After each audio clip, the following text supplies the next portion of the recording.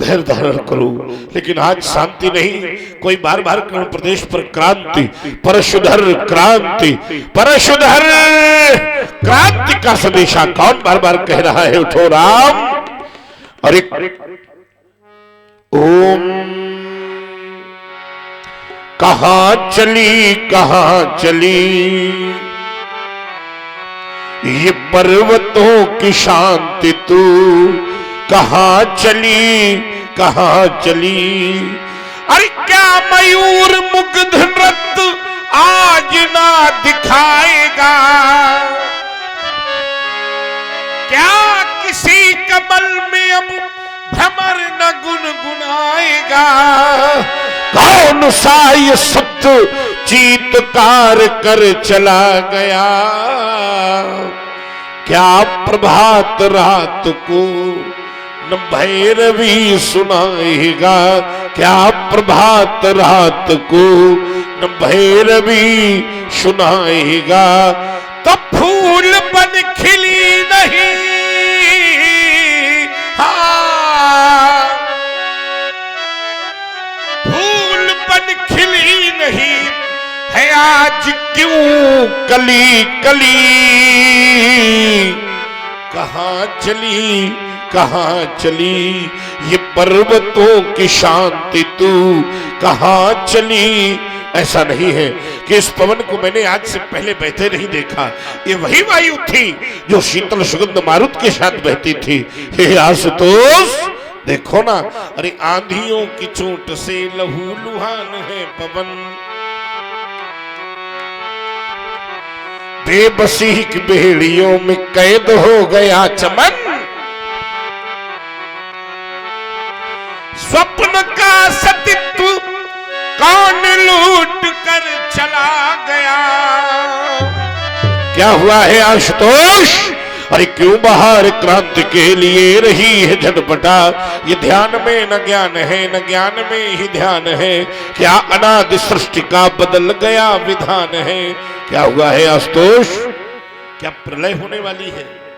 ये परिस्थिति प्रलय काल की दिखाई दे रही? नहीं, याद आया ब्रह्मा जी के एक दिन में 14 मनवंतर होते हैं। एक मनवंतर में 71 बार ये चतुर्युग व्यतीत होता है। एक चतुर्युग में चारों युग व्यतीत होते हैं।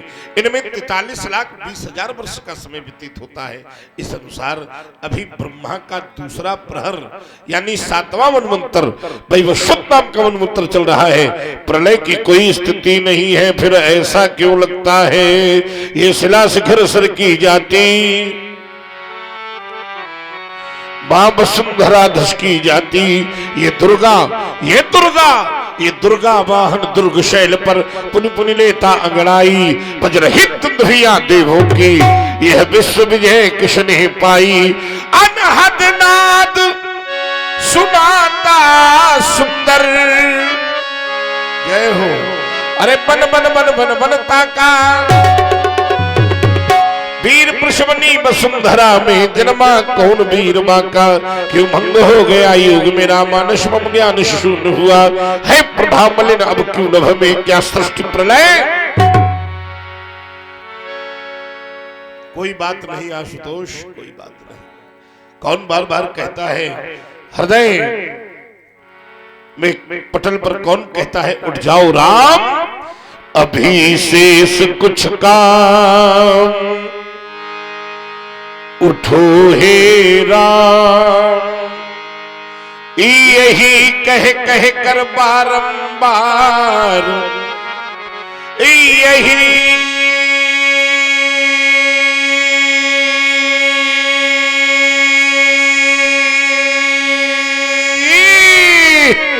कह कह कर बारंबार मुझे इतिहास बुलाता है। दिवाकर चढ़ता जाता है, ध्यान है कल तक ये धरती, ध्यान है क्या कल तक ये धरती दिखाई पड़ती थी परती। आज नंदन शाहर ये मन, ये कैसा भीषण परिवर्तन। दुखों का पतझड़ हो मदमस्त, दुखों का पतझड़ हो मदमस्त, मुझे मधुमाश बुलाता है, दिवाकर चढ़ता जाता है। आ रहा हूं आपकी शरण पर आशुतोष, याद कराइए आखिर क्या हुआ है। अगर प्रलय होने वाली नहीं है तो बताइए बताइए आशुतोष, क्या तक्ष जैसा दुराचारी फिर से कोई पैदा हो गया जिसने हाथ के विरोध पर ही कोई कार्य ठान लिया है। ज्ञात कराइए पिंगलाक्ष।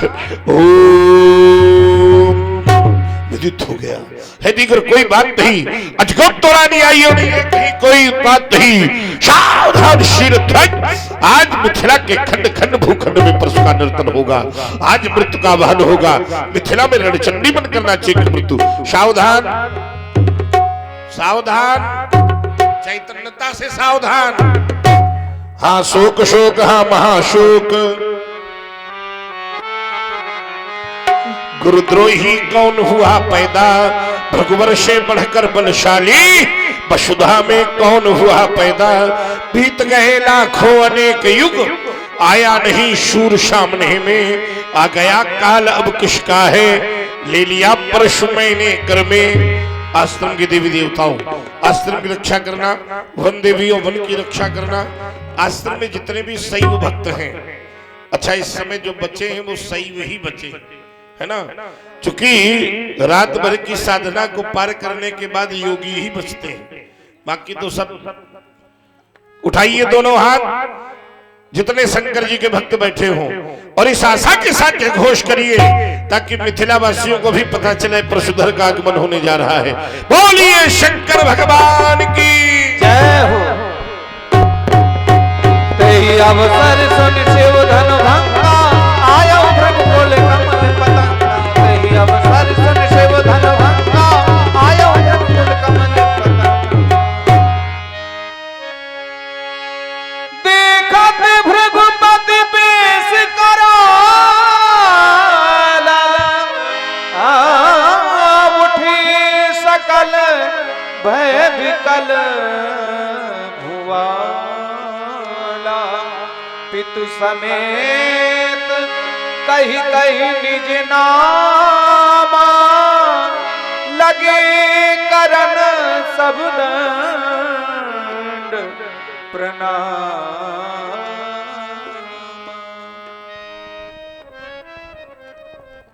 छाया था भारत के नभ में, घन घोर निशा का अंधकार, थी अरे प्रकाश की रसम नहीं, प्रगति देती थी छतज फाल। पथ वेष्ट पथ हिंदू जन के, कब प्रगट हुए आसान दय। हे अरुण उदय तुमको प्रणाम, वीरवती हो धीरवती, स्वीकार करो मेरा प्रणाम। जिला हमीरपुर लगत है, नाम निवादा ग्राम। श्री चंद्र का प्रसाद मम पिता है, परमात्मा करत प्रणाम।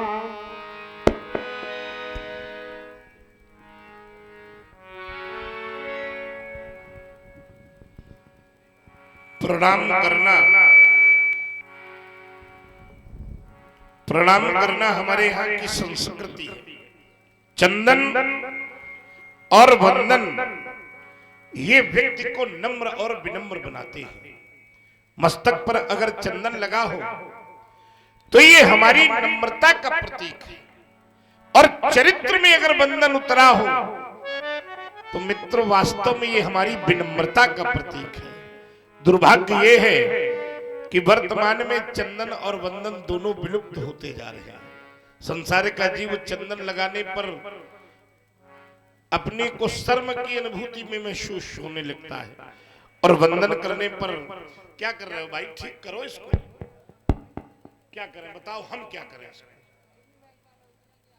इसको ठीक करिए, ये आपकी व्यवस्था है, हमारी व्यवस्था थोड़ी है।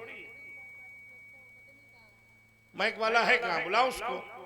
आप गलत बैठे हो ना फिर इधर, उसको बुलाओ जो व्यक्ति हो देखने वाला। वास्तव में हम सभी लोग बड़े भाग्यशाली हैं, ठीक है, हम लोग सब बड़े भाग्यशाली हैं। क्यों? क्योंकि हमें मानव शरीर की प्राप्ति हुई है। शास्त्र कहते हैं बड़े भाग्य मानुष तन पावा, शुर दुर्लभ सद ग्रंथन। भगवान की बहुत बड़ी कृपा रही होगी भला, तब कहीं जाकर के हमको ये मानव शरीर मिला है।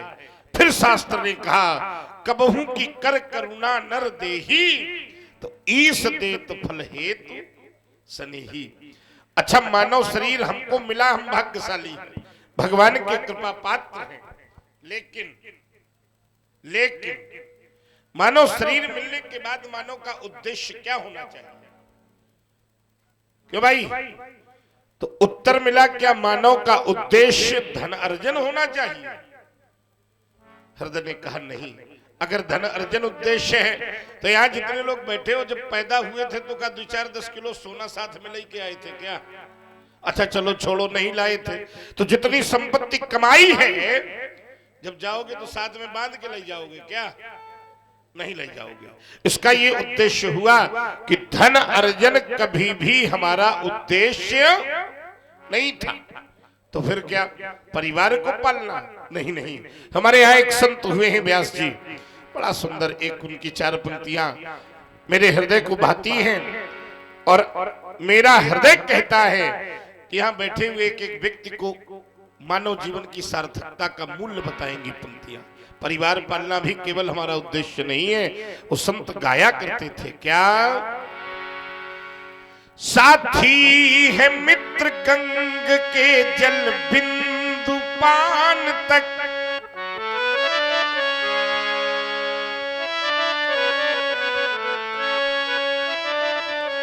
अर्धांगिनी बढ़ेगी केवल मकान तक।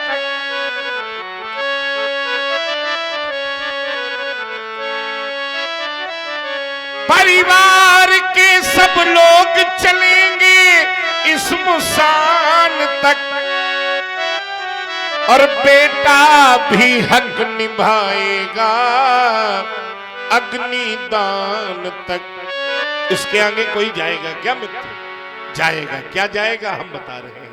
इसके तो आगे भजन ही है साथी, और भजन के बिना फिर अकेला चलेगा रे मन ये 2 दिन का, रे मन ये 2 दिन का मेला रहेगा, कायम न जग का झमेला रहेगा रे मन। इसलिए अपने मन रूपी पक्षी को परमात्मा के दरवाजे का पालतू बनाओ। तुम शिवानाथ को कभी भूल जाना नहीं, लो तुम किसी से लगाना नहीं।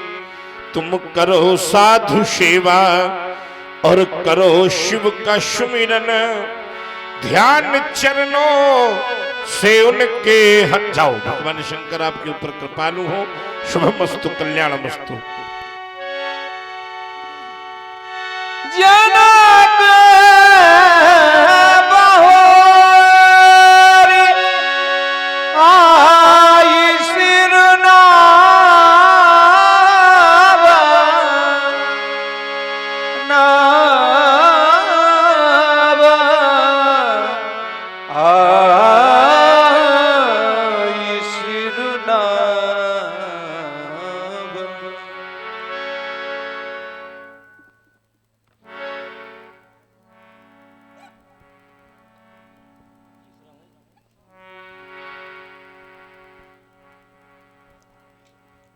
आ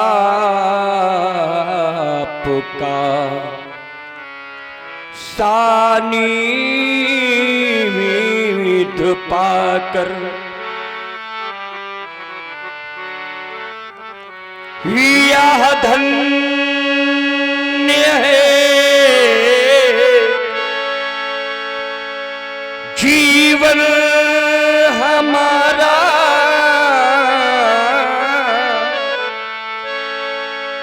ओ दिगंबर के परम प्रिय मांगलिक वंदन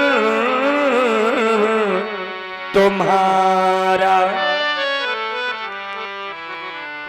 भृगुदेव कुलम भानुम सहस्त्र बाहुर्मर्दनम रेणुका नैनानंदम परशुम वंदे विप्रधनम कोटिसूर प्रतीकासम विद्युत्पुंज समप्रभम तेजो राशि ददराथी जामदग्निम प्रतापवान नीलमेघ निभम प्रासुम जटा मंडल मंडितम धनु परशु पाणिंचा साक्षात कालमीमांतकम ततो महारोमा तस् स्वर्णोमा तत्पुत्रो हर्षरोमा हर्षरोमणस्य शिरध्वजः भवन्तं वंदनम करोति। शतत साहित्य साधक गंभीर तत्वान्वेषक भाषा भागीरथी के दिव्या बगाहक कविकुल कुमुद कलाधर कविता कानन केसरी काव्याकाश इस दिवाकर में अगर मैं सरस्वती का कृपा पात्र कहूं तो कोई अतिशयोक्ति नहीं होगी। जनक व्याकरण से बोध कराती है कि जो पालने वाला हो वो जनक। जनक व्यवहार जगत में बोध कराता है कि पिता को ही जनक कहते हैं, लेकिन राजा निमि, तुम्हारे वंश में एक बड़े प्रतापी राजा निमि, जहां से इस वंश का प्रादुर्भाव हुआ, इच्छा के पुत्र थे निमि। निमि के ही भाई थे राजा नृग, इनके ही भाई थे भिकुक्षी, इनके ही भाई थे दंडक। हाँ, दंडक और ये तीनों भाइयों की बड़ी विचित्र कथाएं हैं। एक बार दंडक ने शुक्राचार्य जी की बेटी देवयानी से कुछ अनैतिक व्यवहार कर दिया था। तुम्हारा वंश इसलिए सुना रहे हैं। तो शुक्राचार्य जी ने उनके वंश पर अग्नि वर्षा होने का श्राप दिया था, जिस कारण वो दंडक राज्य दंडकारण्य क्षेत्र में परिणत हो गया। भिकुक्ष की भी बड़ी विचित्र कहानी है, ऐसे ही राजा निमि की बड़ी विचित्र कहानी है। पुत्र तो उनके 100 थे, लेकिन 100 पुत्रों में इन 3 पुत्रों का विशेष चरित्र शास्त्रों में उल्लेखित हुआ है। क्योंकि हर चरित्र नहीं लिखा जाता, विशेष चरित्र ही लिखा जाता है। मैंने जाना है कि जो जन जन की जान को बचाने में जीवन का सर्वस्व लगा देगा उसका नाम जनक। जो वैराग्य की प्रतिमूर्ति बन जाएगा उसका नाम जनक। सत्य जिसके पीछे चलने के लिए विवश हो जाएगा उसका नाम जनक।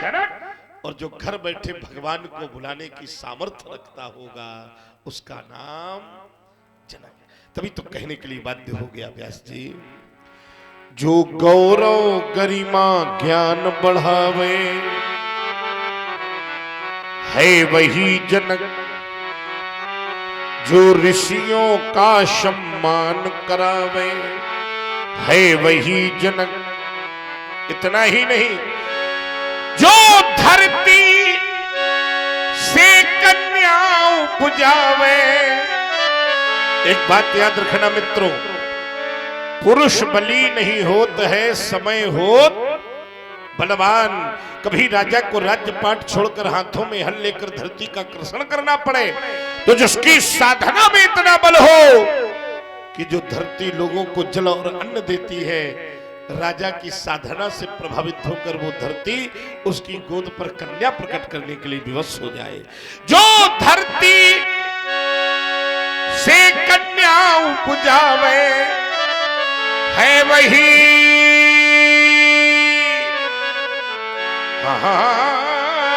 जनक।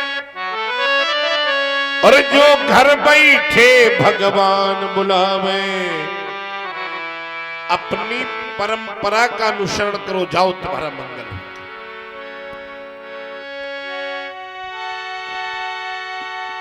सिया बुलाई प्रणाम करावा। आओ आओ बेटी, इधर आओ।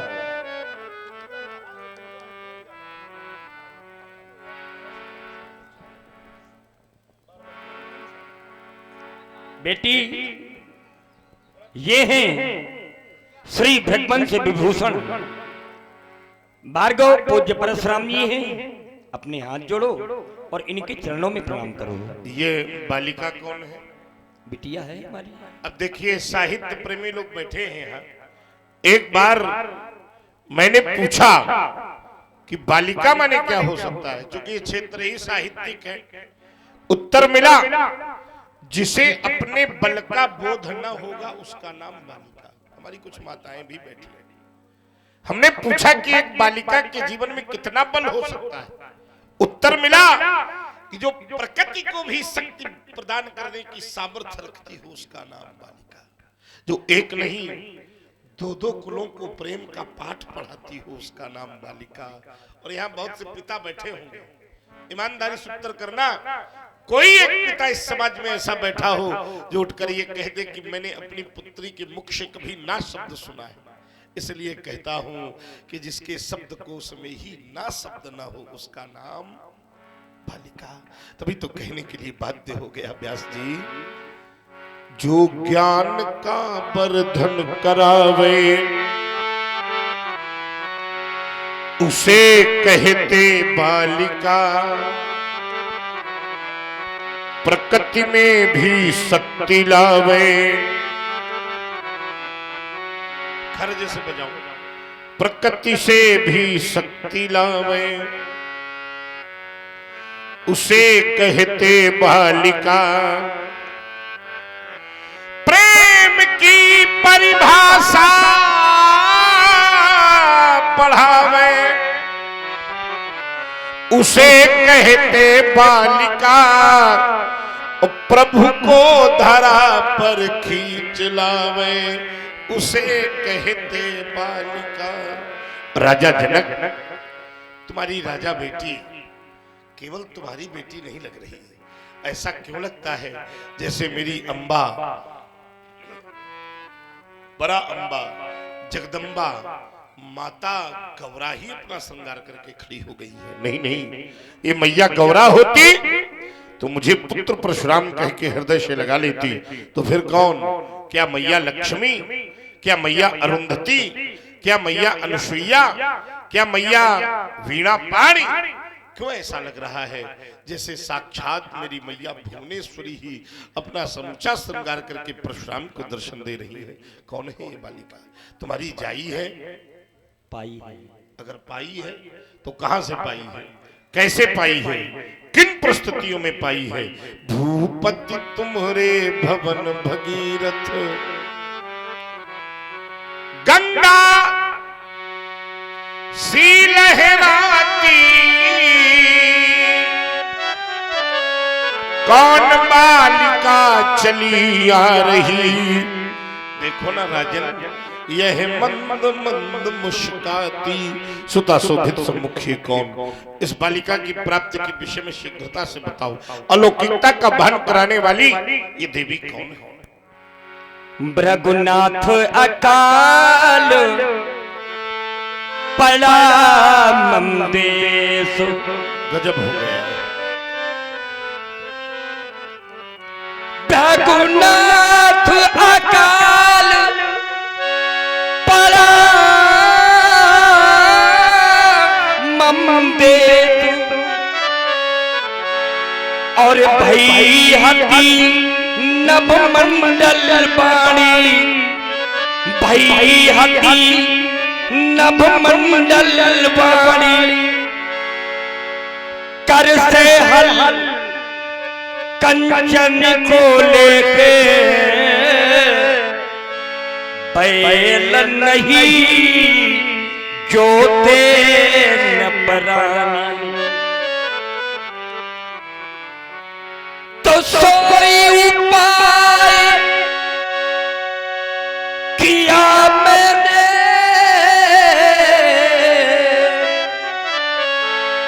देवर्षि कृपा बरस्यो अति पानी, देवर्षि कृपा बरस्यो अति पानी।